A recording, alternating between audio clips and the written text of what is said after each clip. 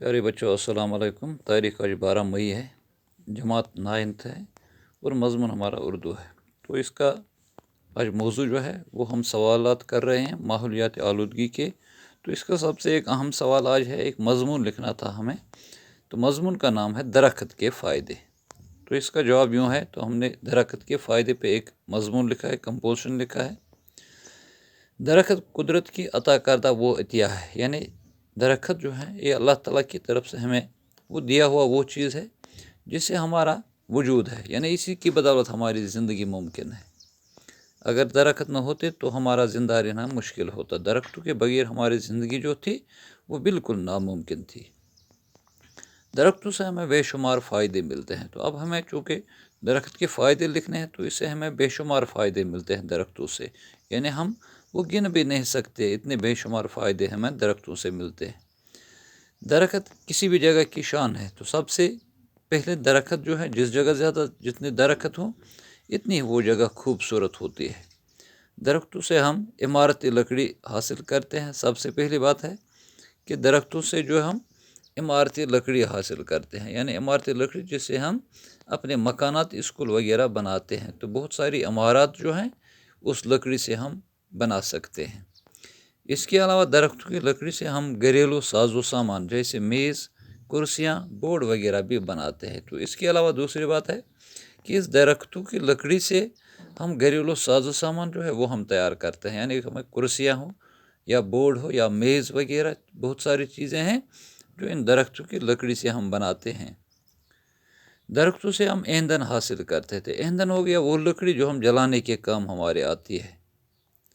تو وہ لکڑی بھی ہم درختوں سے ہی حاصل کرتے ہیں جو چولہا جلانے کے کام آتا ہے۔ تو جب ہم چولہا جلاتے تو مختلف قسم کے ہمارے چیزیں جو پکانی ہوتی ہے تو وہاں چولہوں میں ہم یہ لکڑی استعمال جو کرتے ہیں، ایندھن جلانے والی لکڑی، اور اسی ایندھن کی بدولت ہم لذیذ اور مزیدار کھانا حاصل کرتے ہیں۔ تب جا کے ہم کوئی بھی کھانا کھا سکتے ہیں، پہلے اس کو پکانا پڑتا ہے، اور پکائے تب ہی جا سکتا ہے جب ہمارے پاس ایندھن ہو، ان درخت کی وہ لکڑی ہو۔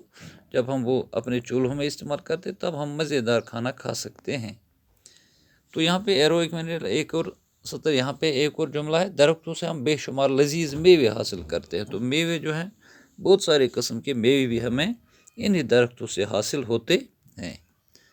درختوں سے ہم مال مویشی کے لیے چارہ بھی حاصل کرتے ہیں۔ تو چارہ جو ان کی خوراک ہوتی ہے، مال مویشی کی خوراک جو ہوتے ہیں، ان کے پتے جو ہوتے ہیں درختوں کے، تو وہ پتے ہم مویشیوں کے چارہ کے لیے استعمال کرتے ہیں۔ تو یہ بھی ایک بہت بڑا فائدہ ہے۔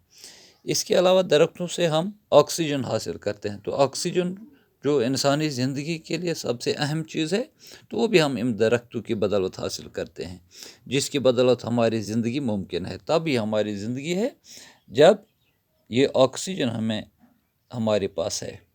درختوں کی بدولت ہی بارش برستی ہے۔ تو ایک اور اہم بات ہے، بارش جو ہے وہ بھی درختوں کی بدولت ہی ہے۔ جہاں پہ زیادہ جتنے درخت ہوں وہاں پہ زیادہ بارش بھی ہوتی ہے۔ تو بارش کی وجہ سے ہی ہمارے فصل مل سکتے ہیں ہمیں۔ ان کی وجہ سے ہی زمین کے کٹاؤ کا خطرہ ختم ہو جاتا ہے۔ تو زمین کا کٹاؤ جو ہوتا ہے، تو جہاں پہ زیادہ درخت ہوں، جہاں پہ زیادہ ہم پیڑ پودے ہوں، تو وہاں یہ زمین کا کٹاؤ کا خطرہ بھی کم رہتا ہے۔ درختوں کی بدولت ہی دنیا کی خوبصورتی قائم رہتی ہے۔ تو دنیا کی خوبصورتی جو ہے وہ انہی درخت کی بدولت ہے۔ درخت کی وجہ سے ہمارے آس پاس کا ماحول صاف و شفاف رہ جاتا، تو ہمارا ماحول جو یہ بھی صاف رہتا ہے ان درختوں کی بدولت ہی۔ درخت لگانے کا سب سے بڑا فائدہ یہ ہے کہ اس سے ایک انسان کو صدقہ جاریہ کے تحت ثواب ملتا رہتا ہے۔ تو سب سے ان درختوں کا سب سے بہت بڑا فائدہ جو ہے، سب سے اہم فائدہ یہ ہے کہ انسان کو ان سے صدقہ جاریہ ملتا ہے، یعنی مرنے کے بعد بھی ثواب ملتا رہتا ہے، جو رہتی دنیا تک قائم رہتا ہے۔ جب تک دنیا قائم ہے، جب تک وہ پودا قائم ہے، وہ درخت قائم ہے، اس سے تب تک اس کو فائدہ مل سکتا ہے۔ مرنے کے بعد بھی ایک انسان کو ان سے فائدہ مل سکتا ہے، ثواب مل سکتا ہے۔ تو کہنے کا مطلب ہے غرض، درخت کے بے شمار فائدے ہیں، یعنی ان کے ہم فائدے گن نہیں سکتے۔ درخت کے کتنے فائدے ہیں، بے شمار فائدے ہیں۔ ہماری زندگی کا دار و مدار صرف اور صرف درختوں پر ہی ہے۔ تو ہماری زندگی جو ہے اس کا دار و مدار بھی صرف درختوں پر ہے۔ جب درخت ہے تب ہماری زندگی ہے۔